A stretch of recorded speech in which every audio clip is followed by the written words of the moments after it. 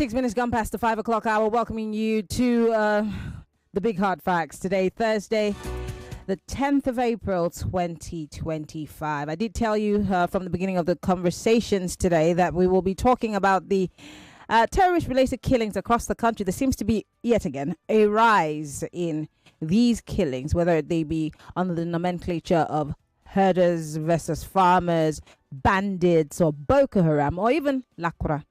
They have continued to gain names and momentum. Unfortunately, the average Nigerian is wondering how many more have to die for an end to come for these dastardly acts in the country. Well, my guest is a former member of the National Assembly, representing Taraba State. He's also a former journalist with the BBC. Always a pleasure when he says yes to my invites. I'd love to have him on the show. Honorable Rima Shawulu is joining us live via Zoom. It's so good to have you join us, Honorable, and Happy New Year. I don't think I've seen you this year. No, we haven't seen. Thank you very much for having me. Lovely. I know that you are obviously have been watching things unfold. Recently, Governor Zulum of Borno State has said that Boko Haram is gaining grounds. We all watched the Plateau State governor a few days ago also say that they're losing land to these killer herdsmen. And we've seen bandits attack in Zamfara. We've seen just yesterday, we reported killings in Katsina. And the list is endless. Ondo people are protesting as we speak because their farmers are being killed by so-called herders. I got a report from, I think, Warri, Delta States. The same thing. It's gradually, creeping across the country. The bigger question is, why have we not put an end to this? When terrorism or this type of things start, they are usually difficult to stop. It's like someone starting bushfire. Whenever the fire starts, it becomes very difficult to put out the fire. And that appears to me to be the mistake that was done originally when these things started rearing their heads. As a matter of fact, as we speak today, I'm told that several parts of the country, large swaths of land across the country are not under the control of government authorities. The bandits, ISWAP, Boko Haram, Taliban, or whatever name you call them, or they call themselves, or kidnappers, occupying some spaces in Kaduna. The people in Kaduna have spoken about over 50 villages or settlements being occupied by these terror groups. We have some local governments in Niger State, 3 local governments, besides the ones in Katsina, Zamfara, and Benue State. There are several places in Benue State that the government has no control over. Wow. And it's very unfortunate that this space that non-state actors, very violent actors, are occupying is expanding. And what is striking is that the people who should be worried about these factors, about these developments, don't appear to think that these problems are more than just problems that are affecting some small villages. The fact is that everywhere that we've had problems such as this that have led to the failure of the state and total collapse of government in a place like Somalia, in Afghanistan, in a place like Sudan, and there was a time even in Chad, people that you call ragtag, illiterates, they are not educated, they don't know anything, they can just do whatever, that they are small. They are not actually small. They grow big, they learn in the things that they are doing. And these problems, you can see Mali is still dealing with those problems. You see Burkina Faso dealing with those problems. And we are aware that Niger is also dealing with those problems. And I think part of the challenges that we've had is that the regional crisis that we've had in the case of Borno State, that led to the collapse of a harmonious relationship between Nigeria and Chad would have contributed to the increasing strength of the Boko Haram in the Sahel area. Mm-hmm. Let me also push you further, because I was listening to the chairman of the AFDB, former Agriculture Minister Akinwumi Adesina, and he was speaking to something that I also heard Professor Yemi Kale speak to, which is the fact that there's a teeming youth population that's idle.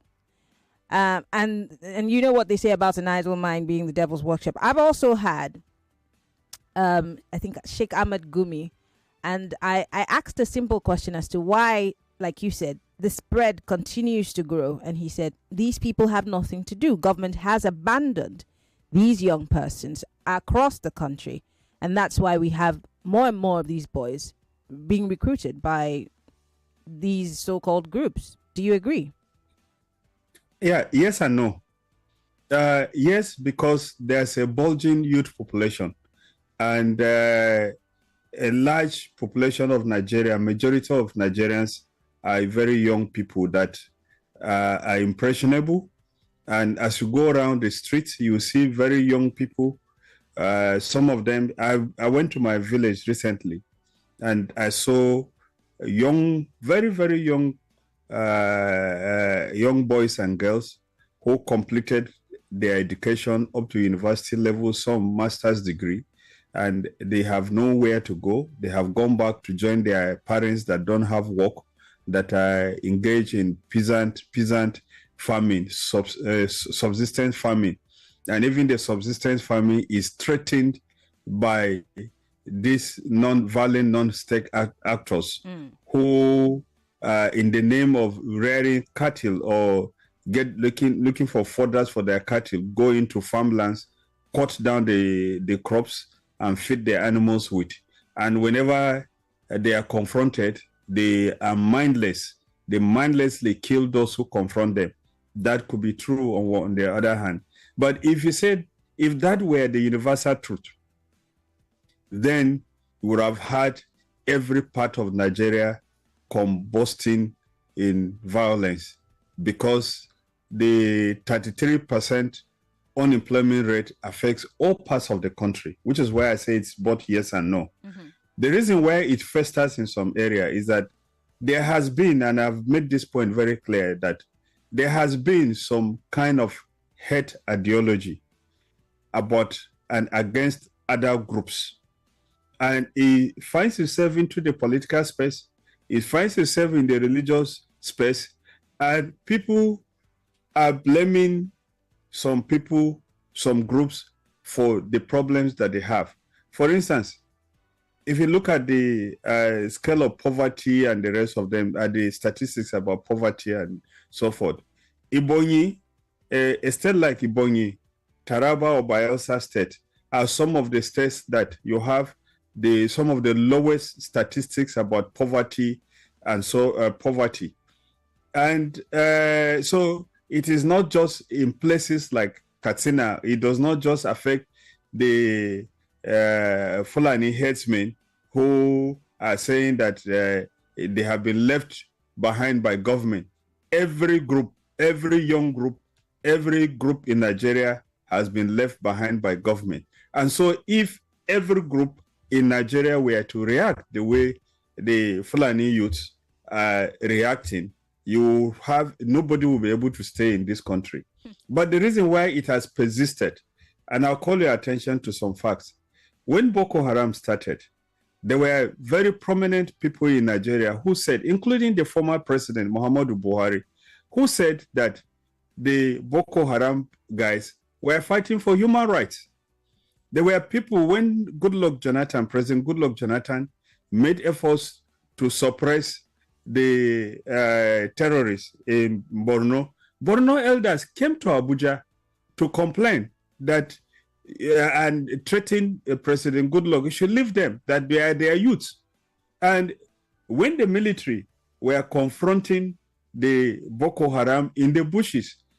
There were petitions written by prominent northern politicians and intellectuals and lawyers to the International Court ICC that they were killing, that the soldiers who were trying to suppress Boko Haram were abusing the rights of some people. So it's like, anyway, and let me give you this analogy. For instance, Boko Haram says that education is haram. And then you have 4 states in the north come out to say that everybody, whether you are a Muslim or a Christian or you don't believe in religion, you cannot go to school or do anything because Muslims are fasting. So what is the difference between those political leaders who are imposing their religion and religious practices on other people and Boko Haram? They speak the same language. And that is why each time efforts were made to fight this, to suppress these people at the initial stage, they were rebuffed. To the extent that we had some policies which I think were ill-thought, ill-advised by government agencies, saying that they were rehabilitating, according to them, repentant Boko Haram. I was looking at the newspaper some days ago. I saw that in one of the Governor Zulum has said in one news report that over 60,000 Boko Haram had come and had repented and were being de-radicalized. And then the same Governor Zulum, in another interview, I think said that only 10% of those people had refused and maybe had gone back to fight. Just imagine 10% of 160, that is 160,000, that is 16,000. Or 16, is it 16,000? Yes, 16,000. Yes. People come to government, get trained, get money, and disappear back to the bushes. What do you think is going to be the consequences? The so-called resurgence of Boko Haram that we're talking about, maybe in place of Borno, maybe because there was a time they were pushed out. States like Taraba, Plateau, Benue, Kaduna, parts of the surrounding villages of FCT, Niger, up to Kogi, and a lot of the places and Nasarawa State have been receiving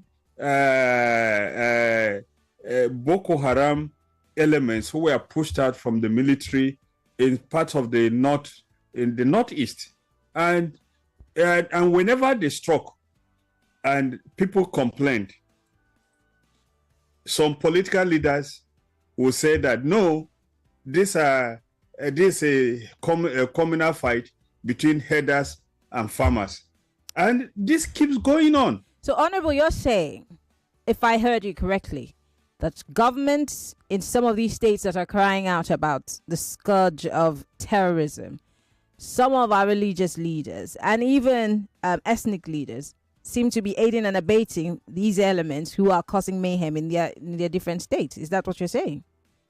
The point I'm making is that the policies and programs that have pursued give birth to this type of hate ideology. Let me tell you very clearly, there is no way that you are going to militarily suppress Boko Haram. I said this a number of times, or any of those bandits, because you have people are being socialized into a hate ideology that the other religion is not supposed to exist. The other religion is bad. And so they come up, like when there was attack in Plateau State in 2010 at Dogonahawa, where over 500 people were killed. I remember a news report when some of the people that were arrested were interviewed. They said, where did you go to kill human beings? You know what they said? They said they didn't kill any human beings. They killed pigs. Oh, my God. And it was published in the newspapers at that time that they killed pigs. They didn't kill human beings. So, and these are kids that some of them are 10 years, Some of them are 12 years and so forth. Now, if you socialize these youths, these young people, into saying that the other religions should not exist, the other religion is the cause of their problem, that they can kill. So how will you suppress them militarily? You can't.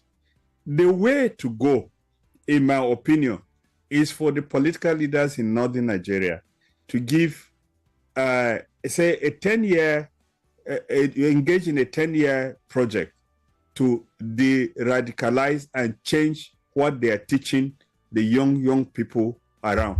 Because if they don't, this thing is not going to end. My landlord in Borno, I worked there in the 80s. I had a landlord.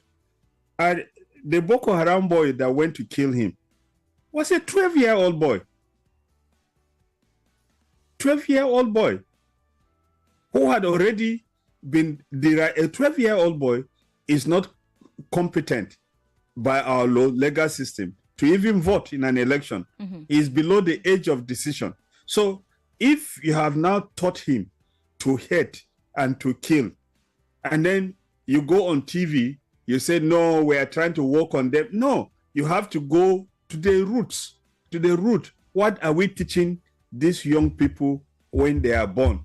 What are we teaching them in the various places that they go to? If you don't remove that one, you are going to have the problem in Nigeria is not going to end. And as it's already increasing, we might end up being like a Somalia of Afghanistan.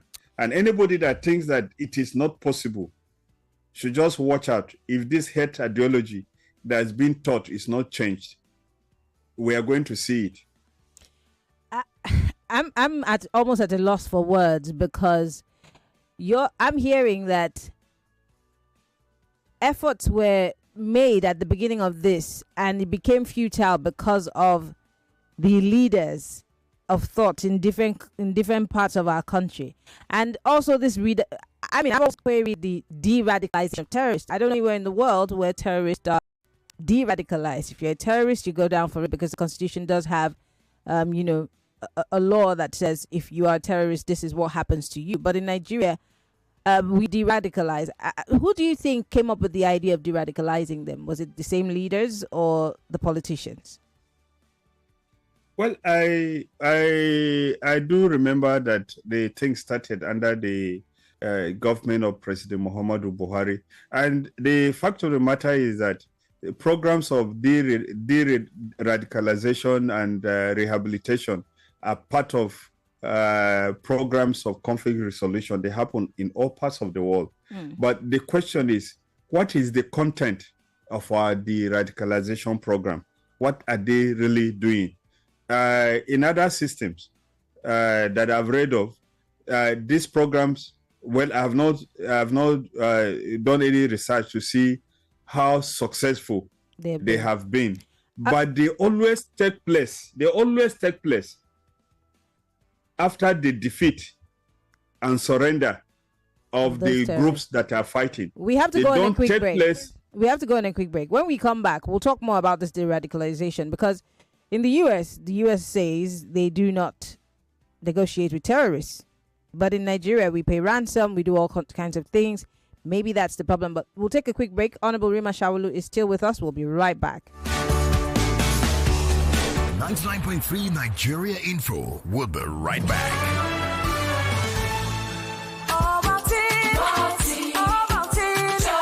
Start your children's day with a great taste of Ovaltine, enriched with multi-nourishment, calcium, malt, and vitamin B12 to support learning and playtime. Ovaltine, smart choice for smart kids. Mr. As my guy don't win, me say don't ginger, no dollar. We did jolly just come welcome offer. Download BetKing app and register today using the promo code FREEBETS to enjoy your 100 Naira instant sign-up bonus and other exciting offers. Terms and conditions apply. Not for persons under 18 years. Play responsibly. The question is not why South Africa. The real question is how you South Africa.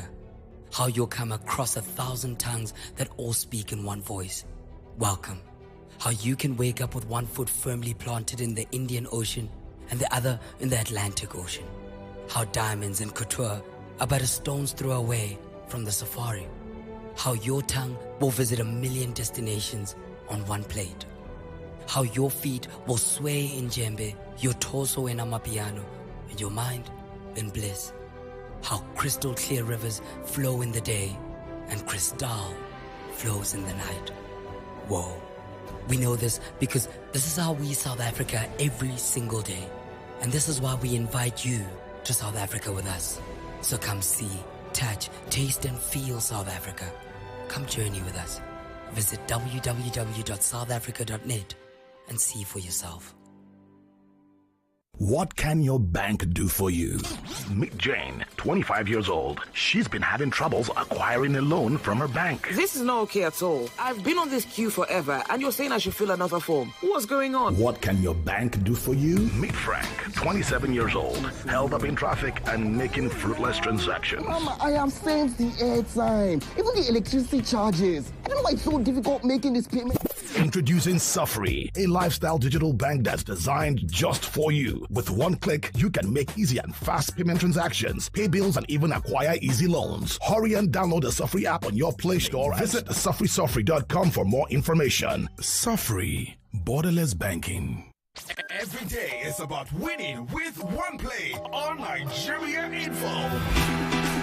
On Nigeria Info, daily winnings is now over 150,000 naira. Just go to oneplay.ng or dial *347 *880 *3#. Play with as little as 500 naira, and in a few seconds, your ticket is in the draw. The more you play, the better your chances of winning every day on the Morning Crossfire, WhatsApp Lagos, and Game On shows on weekdays, and the Football Frenzy shows on weekends. But that's not all. Every Friday, there will be a 500,000 naira jackpot. Playing during the week automatically qualifies you for the weekly jackpot. Your chances of winning are the same whether you play on oneplay.ng or dial *347 *880 *3#. Remember to play responsibly. Not suitable for persons under the age of 18. OnePlay is a registered trademark under Lasho Trading Services Limited, licensed by the Lagos State Lotteries and Gaming Commission.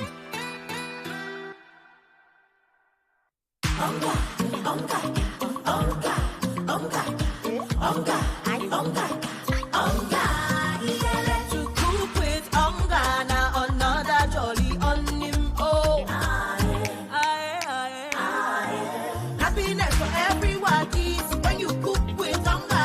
The aroma and interest, it is sweet my belly. Onga for ogbonge taste and aroma. It's amazing how your child grows up before your eyes. Enable their thriving development and the care they need with the new NanKid 4 with HMOs to support your child's development, probiotics to help your child's digestion and development, and high-quality proteins to support age-appropriate growth. And all of these work together to support your child's development and growth today and tomorrow. NanKid 4. Nourish your child's potential. Now so I did on my own. Now a message enter my phone. Fiam. I can't click Fiam. Now so my money for account go. Fiam. Hey. If to say na Airtel you they use, them for first alert you before you click Airtel they identify spammers. Then alert them customers with AI powered service to make sure say you know for Mugu for Wuruwuru scam messages. No charges, no subscription needed. Me self they go join Airtel. Fiam. Airtel, a reason to imagine. Life is always full of wahala, but there is music, passion, feelings, and good vibes. Take a ride with InDrive app to get there on your own terms. You decide what your life will be full of and choose a fair price for this ride.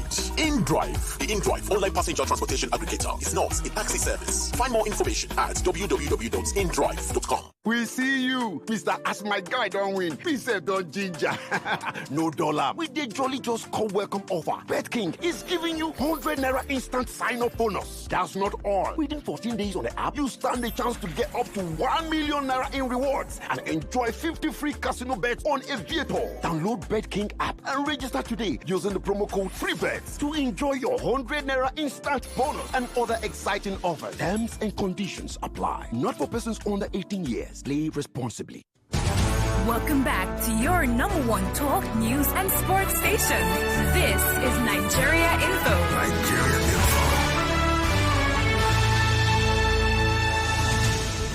Millions of listeners trust us on Hard Fact. Whether it's politics, social issues, controversies, and trending stories. You know we're credible and objective. It's Hard Facts with Maryann Okon on 99.3 Nigeria Info. Yes, it's the big hard fact, and we've been talking about the killings, the terrorist-related killings across the country. I mean, like I always say, and I really don't intend to be a prophet of doom, but I have said this years ago that if Nigeria were a piece of paper, and you know, with all the states of the federation written on it, if you tossed a pen anywhere the pen faced, there would be one sort of or one form of insecurity or the other, and that's the situation that we're faced with right now. As much as we would like to shy away from it, it is rearing its ugly head yet again, and this time around staring us in the face. My guest is a former member of the House of Representatives, is also a former journalist, joining us via Zoom to explain to us from his perspective what he thinks the problem is. Honorable, before we went on that break, I was talking about the de-radicalization program, and you said it's part of, you know, the peace process. But we've also seen how other countries have dealt with the issue of terrorism as opposed to how we have dealt with it. Many people under the Buhari administration said it was the body language of the president that made it seem that we didn't want to deal with the issue. And here we are under the Tinubu administration. Every day we're hearing that, you know, the government is on top of the issue. They're going to deal with it. The army is going to be supported, etc., etc. But as you have said, militarizing the issue is not the solution, as opposed to de-radicalizing the mindsets of these people. But the people who ought to do the de-radicalization, sir, are they in the headspace to do so? Is it something that they're willing to do? Can it be achievable if we decide that that is the way to go? These same people who are, in your words, radicalizing these young people, giving them the hate mindset, who's to say that they want to change that perspective? And I would love to be a fly on the wall to understand why this hate thing is being peddled and what the end game should be. Many things at the same time, but let's start. I was saying before we went on break that in other climes where programs of de-radicalization has taken place, what happens is it is after the defeat, when the groups that are involved have been defeated and they know that there's no way out, that they now submit themselves for de-radicalization and reintegration into society. Assuming, for instance, but the case we're doing in Nigeria, and we do a lot of things upside down, maybe some form of innovation, but not well thought out. The fact of the matter is that somebody has been in the bush fighting for a long time.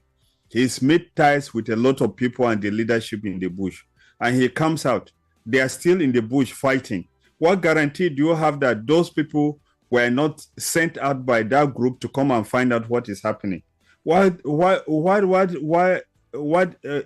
do you have that those people don't have a link that is impossible to cut?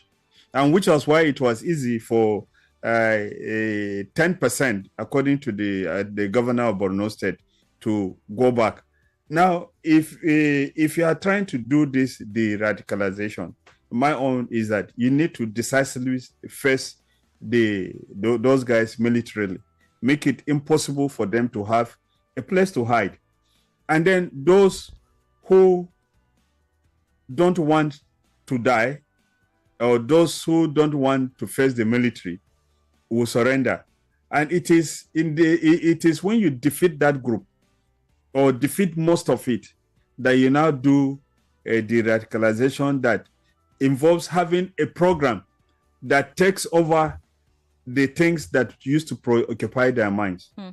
But we are talking about unemployment that the former Minister of Agriculture was talking about. If you have so many unemployed young people that don't have anything, you now go to the bush and bring people that are radicalized, according to you, and give them 60,000 naira or 100,000 naira to settle down. Now, how about those that stayed with you, that did not go to fight in the bush, that you did not give them anything? Don't you know that by giving those people such money and announcing them publicly, you are now giving those that have not gone the incentive to go, because they can go to the bush and then come back and collect money. That is why I talked about, if you are doing this thing, you need to militarily suppress these guys, dominate them. And the people that are involved, the parents, the religious leaders, and every person involved will have to get involved to try to teach young people different things from what they believe. The point is that for majority of people, they are born Muslims or Christians. They did not decide which part of the divide they are going to be born. The ideologies they have, the belief system that they have, they are given to them at birth.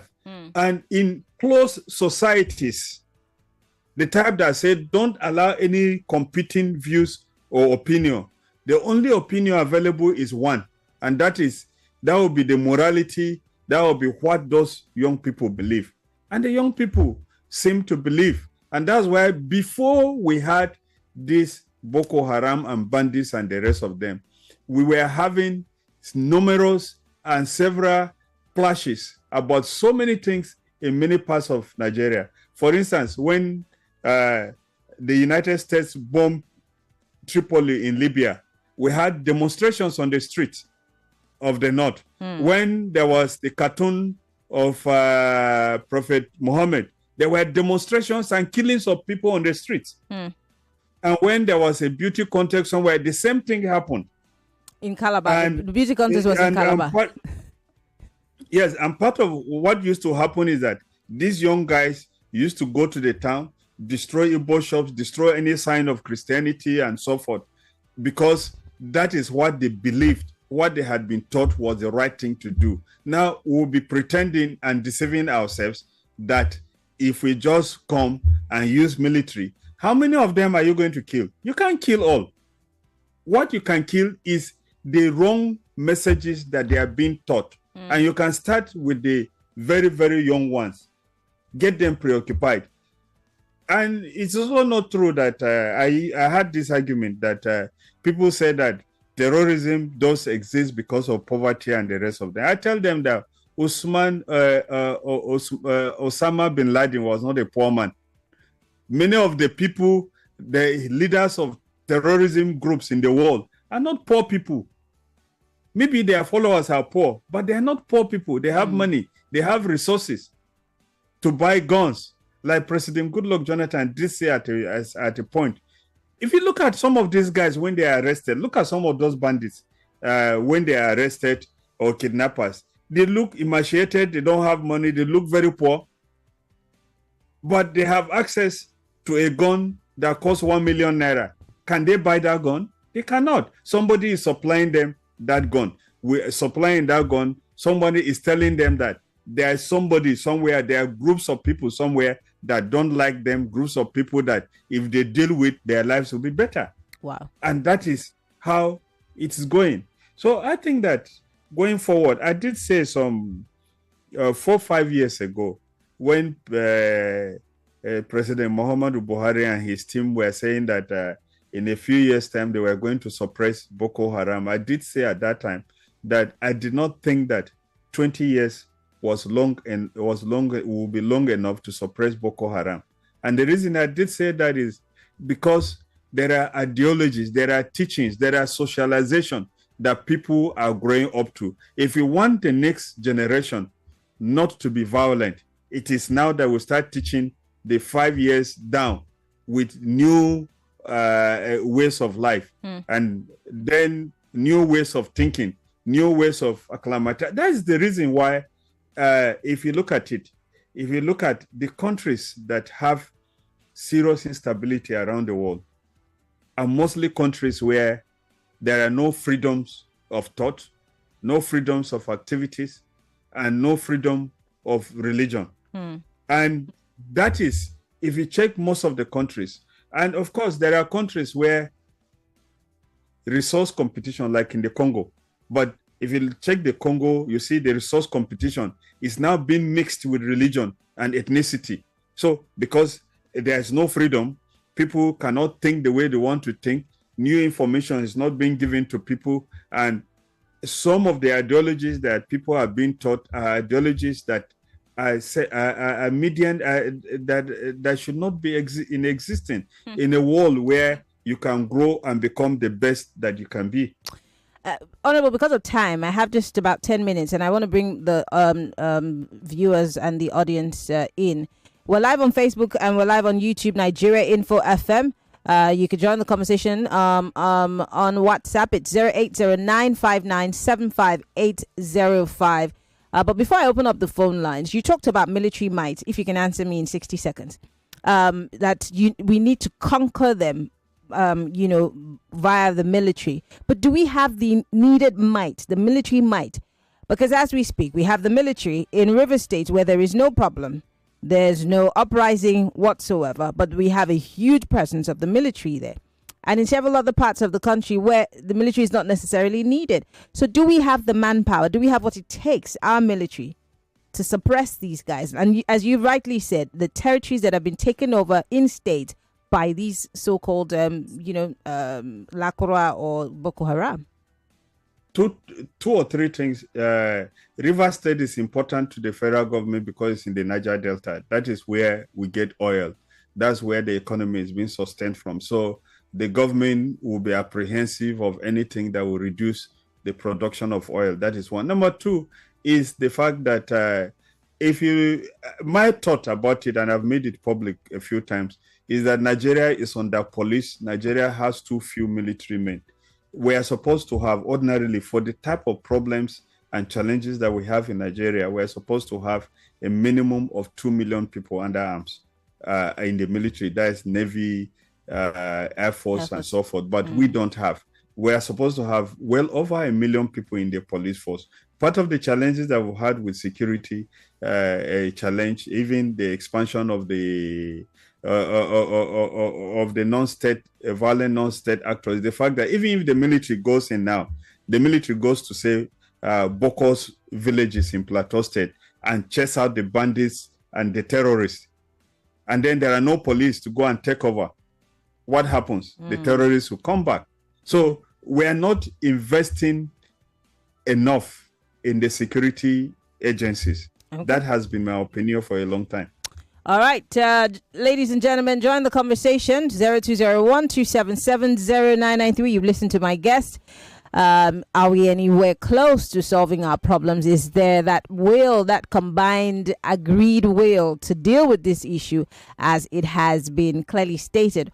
Or are we just going to dig the sand and hide our heads like the ostrich? 0201-277-0993. If you're male, for the females, 0201-465-7190. 60 seconds is all you have. Go straight to the point. Hello. Hello. Good evening. What's your name? Where are you calling from? My name is Akin, calling from Maryann Okon State. Go ahead. I just want to correct one of your guests is in the submission that the amnesty, this thing starts from former president. Not amnesty. He didn't talk about amnesty. He was talking about de-radicalization. He didn't start from him. He made the program on ground. He met it on ground. Please fast check it. And we were even quarreling about this then.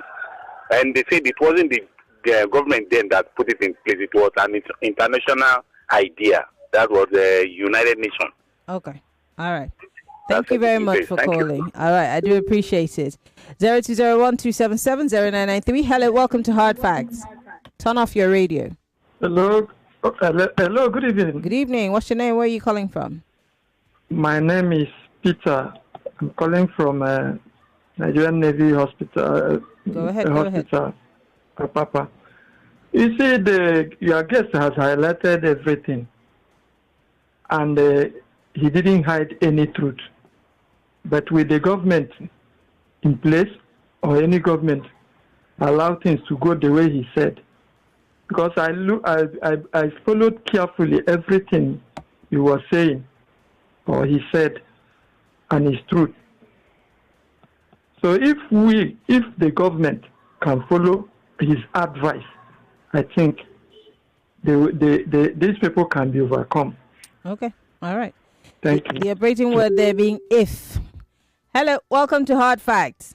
Oh dear. Please call us back. So I'm so sorry. Please call us back. No. This is not going to work. I'm sorry. Please call us back. Your line is bad. Really bad. Yes. Hello. Welcome to Hard Facts. Yeah, evening, Maryann. Good evening. What's your name? Where are you calling from? You have Emmanuel on the line. I'm speaking to you from Ekwe. Go ahead. Maryann, I agree with your guest completely. However, in some aspects, I disagree with him. You see, if we wanted to stop this thing now, we would have started 10 years ago or 15 years ago, because it's a thing of ideology. If you remember, there was this imam or sheikh who said the wife of the president, is supposed to be killed, because she's a kafron. That is an ideology. That is what you need to deal with. And that man will have taught a lot of young people, who are on the street today. They have the same ideology.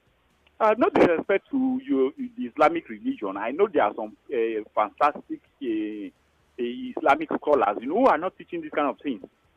And also, we need to catch them, the children from the young people.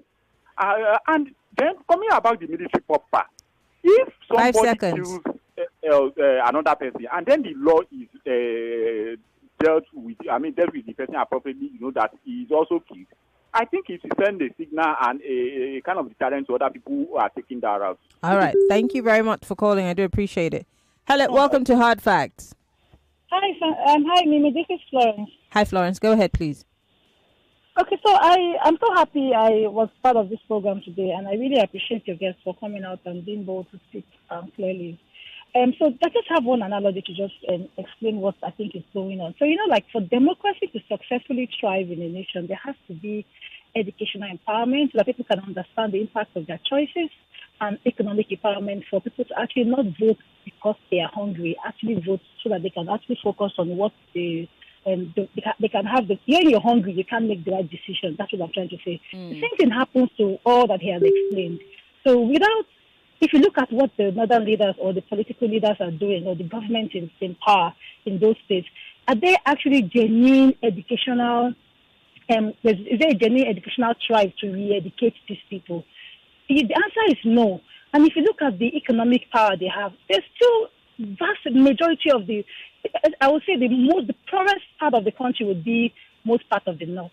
So until our leaders genuinely look into this situation and try to re-educate these people, we're going nowhere. All right. It starts from catching them young. All right. Thank you very much, Florence, for calling.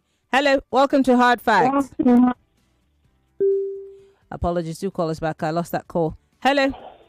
The big question, hi Maryann, good evening. Good evening to your guests as well. Yes. The big question now is who will do the re-education? Who will do the reorientation?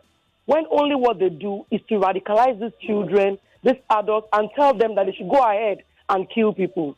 Who will reorientate them that what they are doing, these nuances are outrightly wrong? Who would?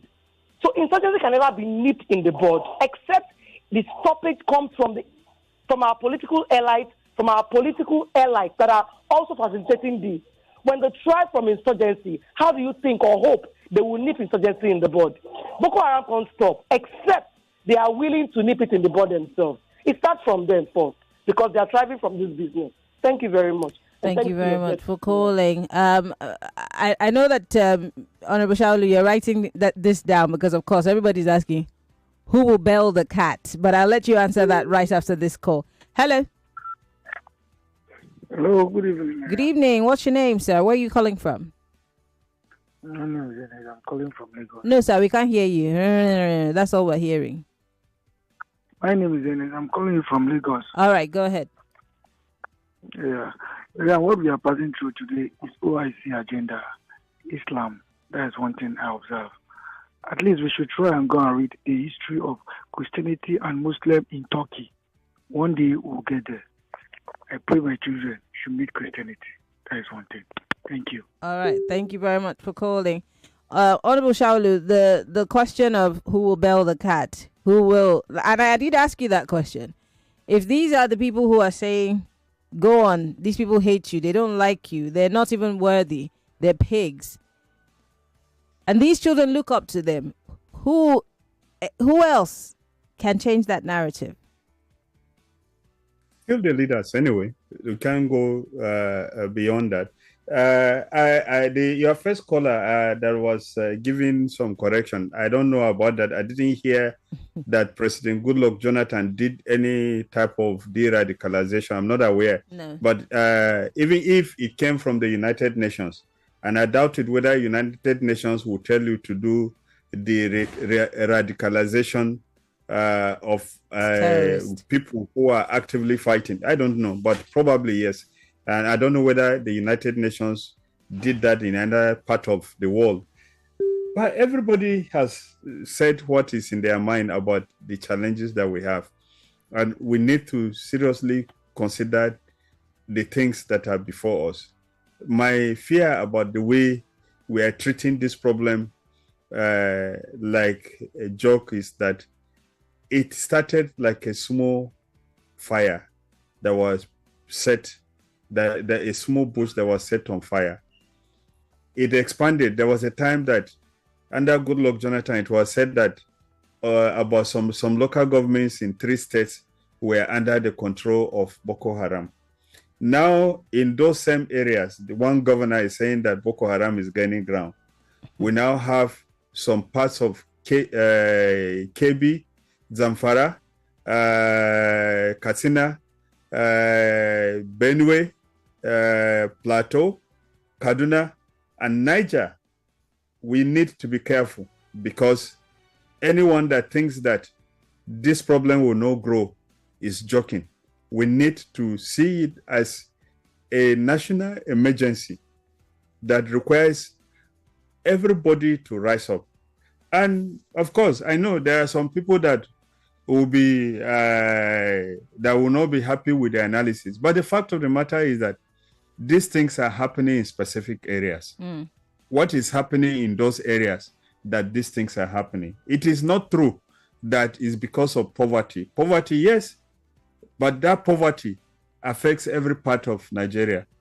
It may be disproportionate how it affects, but other parts of Nigeria are also affected. Just look at this scenario that all the poor children who have been to school, gone to university, and cannot get work, they have gone back to their villages. Let's have a scenario that they all go into the bushes and become kidnappers or bandits. I don't think the elite will live in the country. And that danger is a possibility that we should not take our eyes from. If we don't deal with it today. Honorable, I have to let you go because of time. I want to say thank you once again. Honorable Rima Shawulu is a former member of the House of Representatives, and he is also a former journalist. Thank you so much for coming on the show and talking with us. Thank you very much. All right. Lagos, we'll take a quick break, Lagos. When we come back, I will be saying my goodbye. Stay with us.